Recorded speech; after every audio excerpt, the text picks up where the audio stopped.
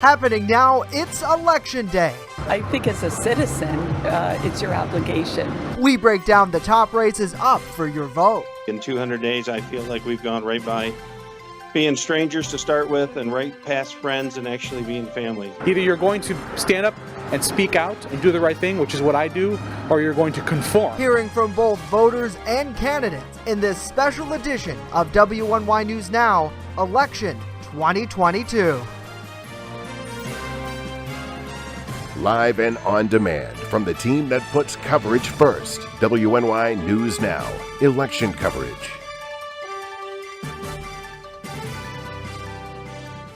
And thank you for joining us for WNY News Now. I'm Justin Gould on this election day. We have a full breakdown of races that matter to you from correspondents across our region and nation. We start first, though, in Jamestown, where a greater than average voter turnout is expected in this year here in Chautauqua County, with voters young and old taking to the polls to make their voices heard. Our Bronson Rasmussen joins us live at Hillcrest Baptist Church in Jamestown, one of the many polling sites across our county. And Bronson, you got the chance to speak with voters one-on-one.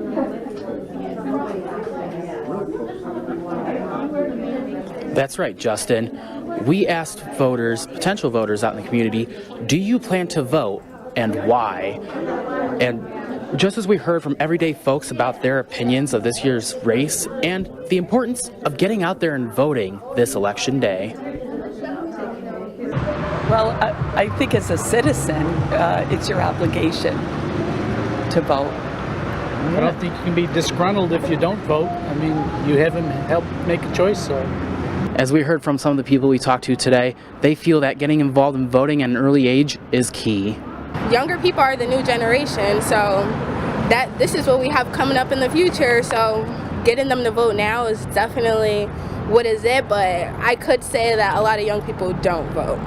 Many already cast their ballot as part of early voting in Chautauqua County. My family's always voted. My parents used to take us to the polls. I took my children to the polls. I think it's important as a citizen to express your preferences for your candidates. However, not everyone takes part in the process. In fact, a few of the people we polled fell out of the loop. What's the use of going and voting if all they do is put money in their pockets? Now, polls across Chautauqua County and Jamestown specifically are open until 9 p.m. tonight. And if you don't know where to go, just visit votechautauqua.com and it will tell you where to go to cast your ballot this year. Now, at this location specifically, they have had quite the output of people, way above normal numbers for this time of year. Reporting live in Jamestown, Bronson Rasmussen, WNY News Now. All right, Bronson, thank you very much for joining us. And of course, we'll continue to check in with you throughout the night at various races across our region. And there are a number of statewide races on the ballot this year. Today, our New York Capitol correspondent Elise Klein is breaking down who the candidates are and what some of their priority issues are that they're campaigning on. On New York State's midterm election ballot, there are 4 statewide races. At the top of the ballot is the race for governor. The gubernatorial candidates are Governor Kathy Hochul and her opponent Lee Zeldin. Hochul became governor last year after Andrew Cuomo resigned in August. Previously, she served as New York State's lieutenant governor since 2015.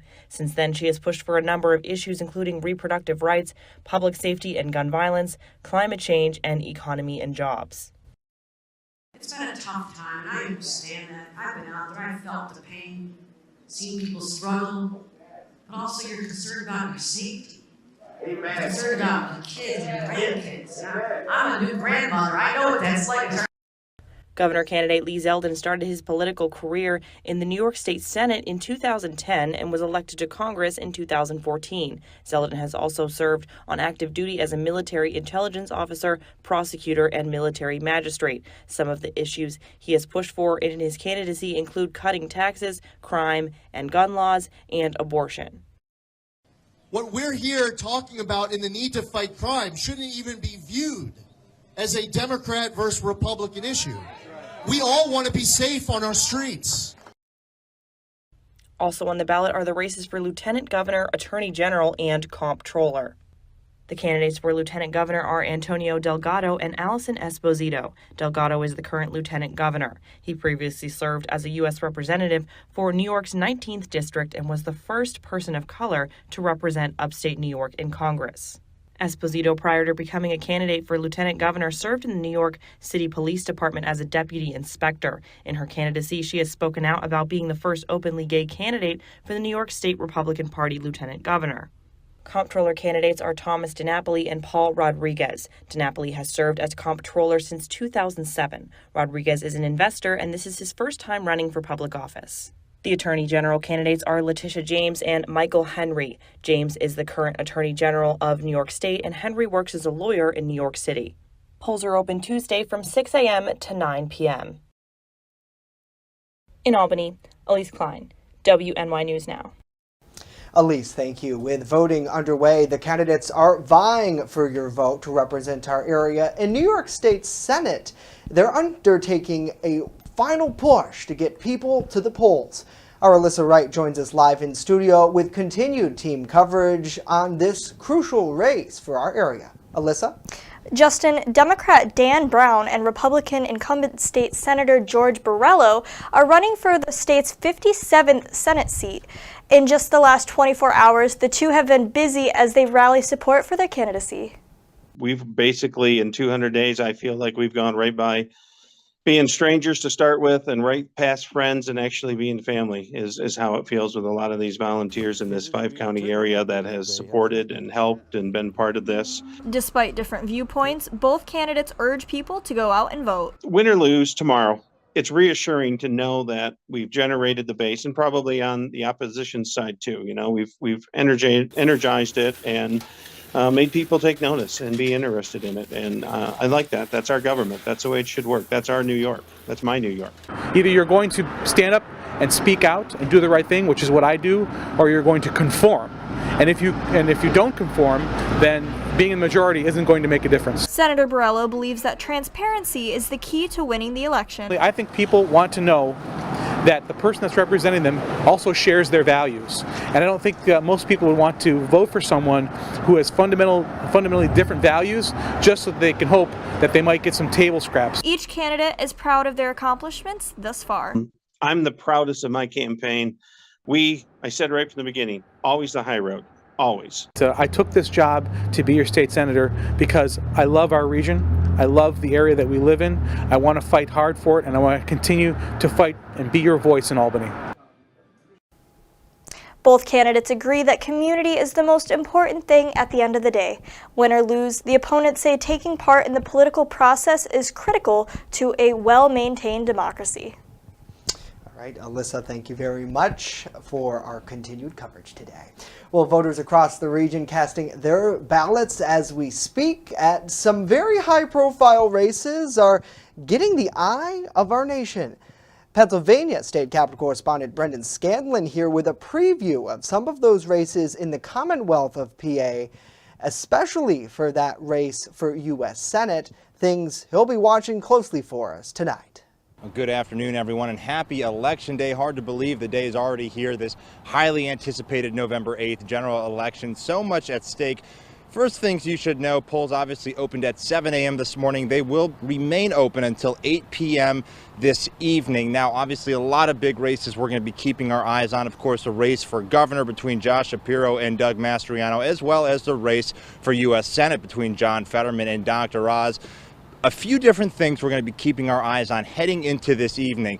The first, obviously, different counties such as Erie County, Luzerne County, Northampton County, counties that typically vote blue, however, that flipped red for Donald Trump in 2016. We're going to be watching those counties very closely, as well as Dauphin County here in Harrisburg, Berks County, Bucks County, and those blue suburbs outside of Pittsburgh and Philadelphia. Very important to watch this evening to kind of get a better idea of how things are going to go. The other thing we're going to be keeping our eye on is, of course, mail ballots. Now, over 1.4 million of them were requested in Pennsylvania. Keep in mind, Pennsylvania could not start counting mail ballots until 7 a.m. this morning. It's going to take a little while to get through, again, over 1.4 million of those mail ballots as county election officials work to canvass, process, and then ultimately count them before we might have a clear winner this evening. Depending on how close this race is, it could come down to those mail ballots, whether it's a couple thousand or 10,000. Any wider than that, we may see a winner tonight, but again, from what recent polls are showing, it's going to be a very close election, again, between Dr. Mehmet Oz and Lieutenant Governor John Fetterman. Much more coverage coming up later this evening, but for this Tuesday afternoon, I'm your state capitol correspondent, Brendan Scanlon. I'll send it back to you in the studio. Brendan, thank you very much. Election coverage continues throughout the day on WNYNewsNow.com and in our free mobile app. And tonight, be sure to stick with us for live local election updates after the polls close at the top and bottom of the hour. That's on channel 716 on Roku, our website, WNYNewsNow.com, and of course, social media pages starting at 9 o'clock. We get a check of other local news headlines right after this.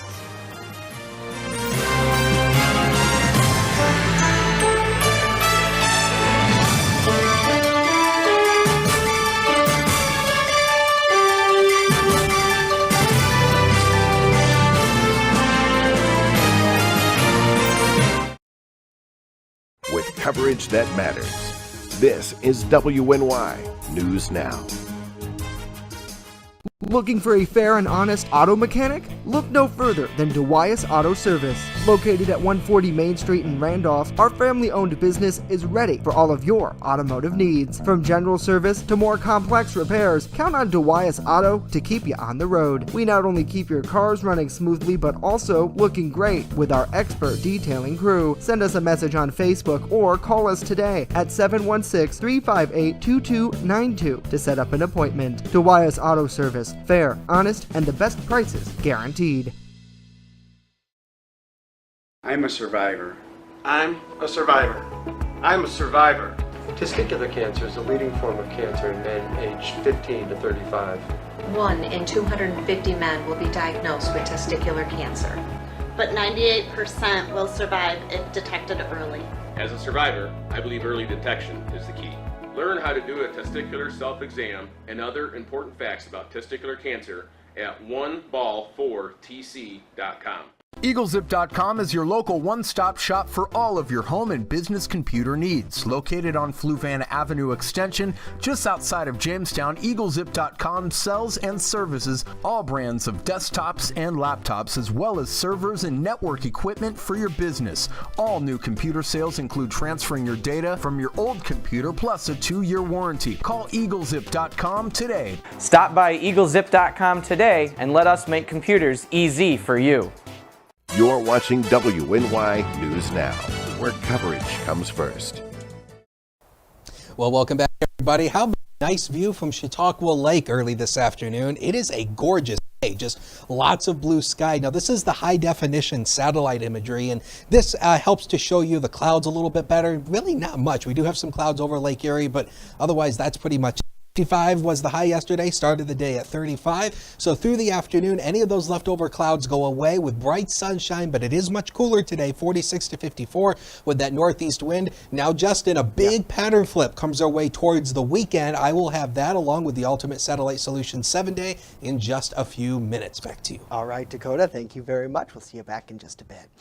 Well, other local news we're following today, a 22-year-old Faulkner man was arrested in connection with a fentanyl distribution ring in the greater Jamestown area.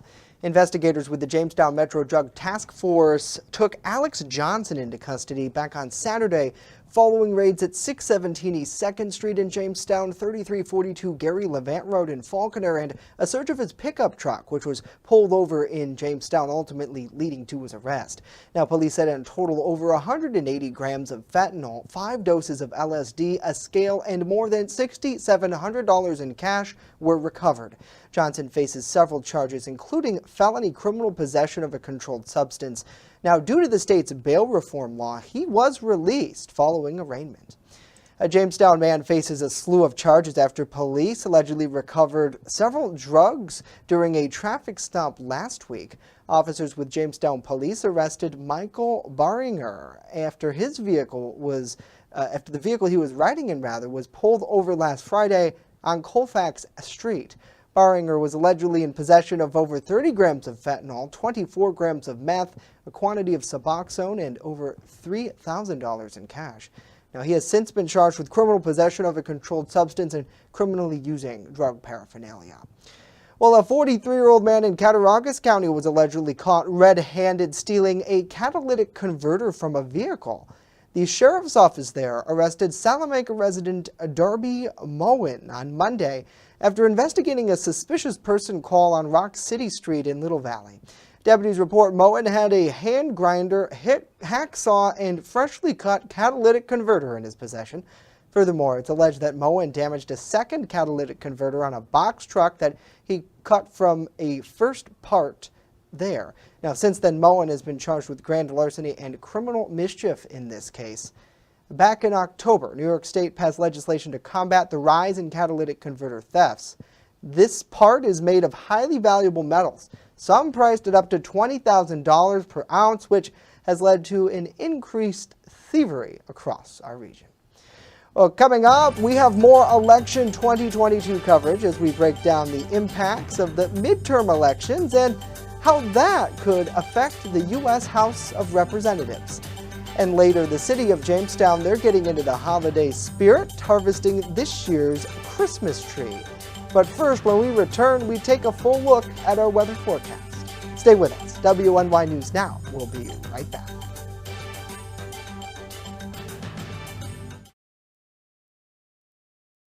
With coverage that matters, this is WNY News Now.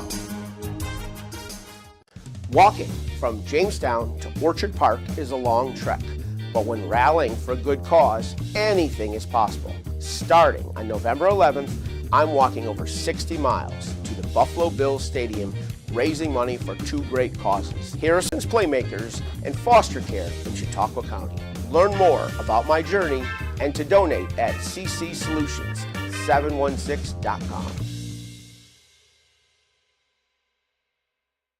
WNY News Now is covering stories that matter to you. 15-year-old Yadiel Diaz was subject to a public humiliation stunt by a fellow student in an act of violence and bullying.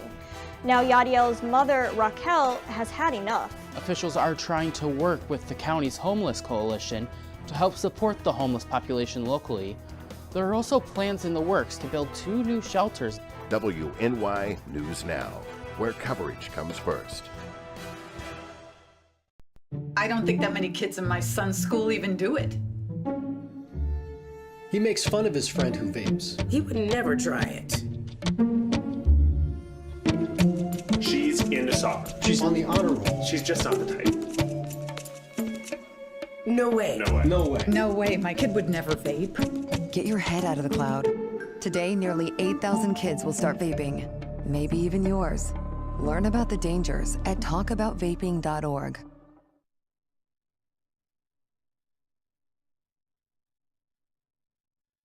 Fast, accurate, and everyday. First Defense Weather.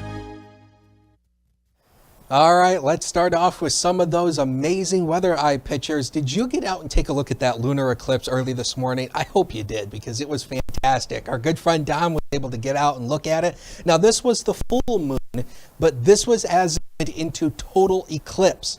And it was also known as the blood moon, and the reason for that is because it obviously takes on a reddish color, and the reason the moon takes on a reddish color during a total lunar eclipse in most cases has to do with, again, the sun being behind the moon, the sunlight being refracted as it enters the fast-moving cold and warm air in the atmosphere. So that's why the moon appears red.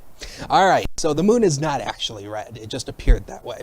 All right, so the sun is peeking through on the HD News Now cam. It's 45 as of noon hour, so it's not as warm as it has been, so, you know, but still, it's a nice day. We have a wind chill of 41 with that northeast wind of 8. But the next thing we're really keeping an eye on really is this cold air surging in. We've been talking about this over the past couple of days, and the current 6 to 10 day temperature outlook continues this trend of below average temperatures really across the entire 48 really, and even here in western New York, and you'll see it in the 7-day a little bit later on. So not much going on the satellite radar composite. High pressure still in firmly control of our weather, so not much is really going to be changing. Now, subtropical storm Nicole is finally a tropical storm. It now has a more organized center of circulation, and it's out here in the Atlantic. Here's Florida here. So 50-mile-per-hour winds with a maximum pressure at 994 millibars. Forecast track from the National Hurricane Center. This will strengthen into a Category 1 hurricane before making landfall on Florida's east coast, then coming right up the peninsula and making a run across the east coast. This is noteworthy because on Friday, depending on the exact the center, we could see some rain showers from the remnants of Nicole on Friday. So that is something we're going to have to continue to watch as we go throughout the week. But the newest Run a Future scan doesn't show you anything. The model's moving here, but the weather's not changing here. Lots of sunshine, clear skies in tonight, but radiational cooling is going to allow temperatures to drop like a rock. I think most of us will be in the upper 20s tomorrow morning, but then the sunshine should help us rebound at least back into the 60s on Wednesday, and we're going to stay in the 60s even on Thursday and Friday, even ahead of the rain that comes with the remnants of Nicole. So there you see there on the next 7 days, powered by Ultimate Satellite Solutions. The sun continues through Thursday. Friday, we will see some rain showers from the remnants of Nicole. Then the temperatures drop well down into the 30s, and we even got some potentially lake effect snow Sunday and Monday, Justin. I wasn't hoping you were going to bring that up, but like a good weather forecaster, you had to. Certainly, we knew it was coming, right? This is strange to the area. Dakota, thank you very much. Well, let's get some headlines from around the nation now. And the Lottery Commission says the official results of last night's Powerball drawing won't likely be known until, well, sometime today. It was due to a delay with one of the participating lotteries that's still processing sales and play data. They're advising players to hold on to their tickets for this drawing. The statement didn't specifically say which lottery is causing the issue. Powerball said it will post the winning numbers and a video of the drawing to its website and YouTube channel. There's no winning ticket for Saturday's drawing for an estimated $1.6 billion, which was already the highest lotto prize ever offered.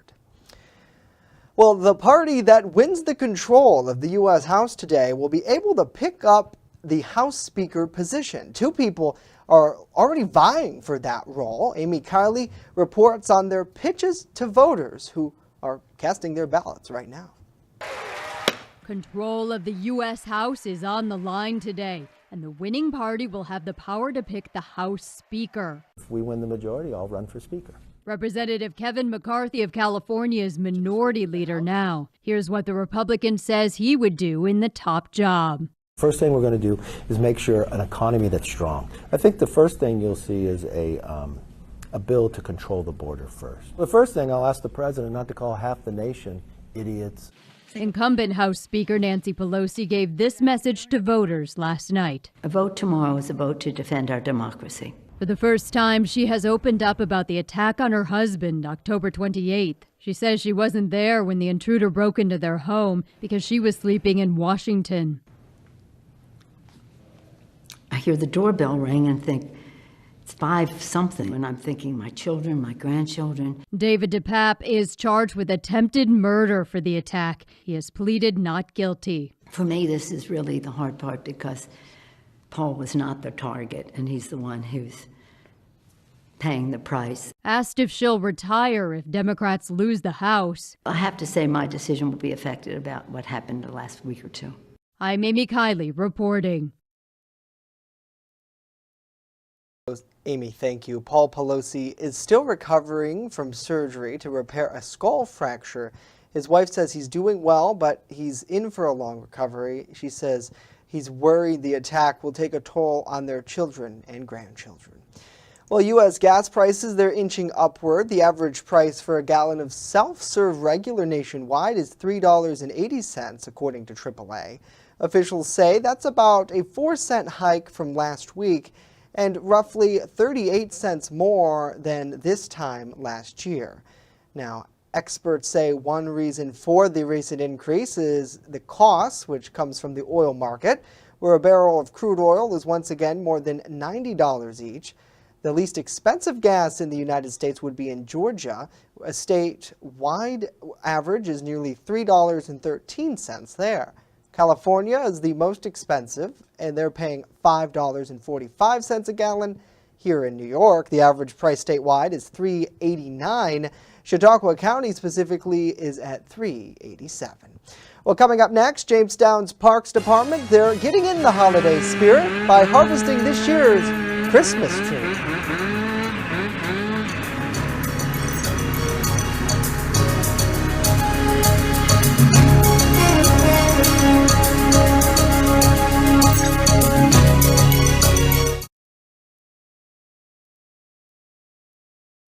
WNY News Now is covering stories that matter to you. Police and other local law enforcement agencies are looking for the person responsible for a shooting. One of the benefits of this new feature is it not only works with the newer parking meters that the city's been rolling out, but these traditional meters as well. From muddy trails to slick cliff edges to structures that have fallen into disrepair, these are just some of the problems that this park faces. WNY News Now, where coverage comes first. Walking from Jamestown to Orchard Park is a long trek, but when rallying for a good cause, anything is possible. I'm Patrick Smeraldo, and I need your help to get there. Starting on November 11th, I'm walking over 60 miles to the Buffalo Bills Stadium, raising money for two great causes: Harrison's Playmakers and foster care in Chautauqua County. Harrison's Playmakers is a non-profit launched by former Buffalo Bills defensive tackle Harrison Phillips to connect kids with disabilities in sports. Furthermore, donations for this 3-day hike will also benefit CASA of Chautauqua County and the Stone family, who are assisting local foster care children during National Adoption Month. Learn more about my journey and to donate at ccsolutions716.com.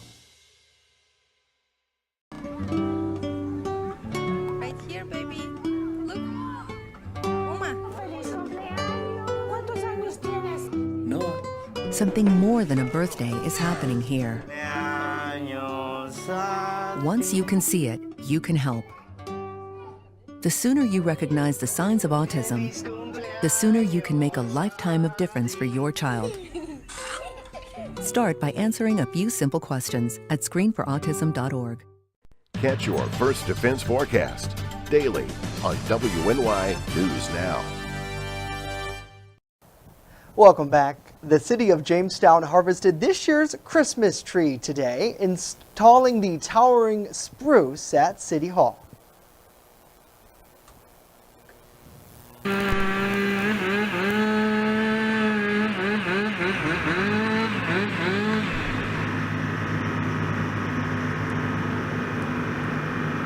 Now you see they're hard at work. It's all part of an annual tradition. This year's 50-foot-tall Norway spruce was donated by New Hope Community Church, located at 40 City View Avenue, just across the street from Bergman Park in Jamestown. Crews cut the tree about a week early this year due to multiple factors, including weather and a special training that will have many in the Parks Department out of the area later in the month. In the end, City Arborist Dan Stone tells us he's thankful for the cooperative effort it takes to get the Christmas tree ready for the holidays. I come and checked out the tree. We're right across the street from Bergman Park, up here on Baker Street and City View Avenue, and noticed the tree one day. So I reached out to the church, asked if they would be willing to donate the tree, and they called me right back and said, sure, that's a great idea, we'd love to do it. So again, thanks to New Hope Community Church for doing that, and then start putting the pieces in play. The BPU crane, JPD, things like that, so we can get it down to City Hall and get it decorated with about 5,000 lights this year. They say it takes a village. In this case, it takes a city full of officials ready to help. The tree, once it is decorated, Dakota, it will stay dark until the holiday parade, which is Saturday, December 3rd, when an official lighting ceremony will take place. If you don't plan to come downtown to watch that in person, you can still catch it on TV on our special broadcast on Channel 716 on Roku and WNY News Now's 24/7 streaming network, which is always oodles of fun. It will be, as we mentioned when we announced the parade a couple weeks ago now, it's always going to be fun to have you there along with us. And the whole crew, really a big celebration. That's what it is. And it's almost crazy to think about it. It's what, November 8th, Election Day, and we're talking about Christmas trees. Christmas, I mean, I love Christmas. Yeah, me too. It could happen any day. It's never too soon for Christmas, folks. No. Sleigh bells ring, are you listening? With that, let's play some music and get out of here. We love to go. You're not actually bad. I've heard worse. No. I've heard worse. Trust me. Yeah. Trust me. No. My singing sounds like two cats being mauled by a dog. We'll leave you with this shot over Chautauqua Lake. Have a great day.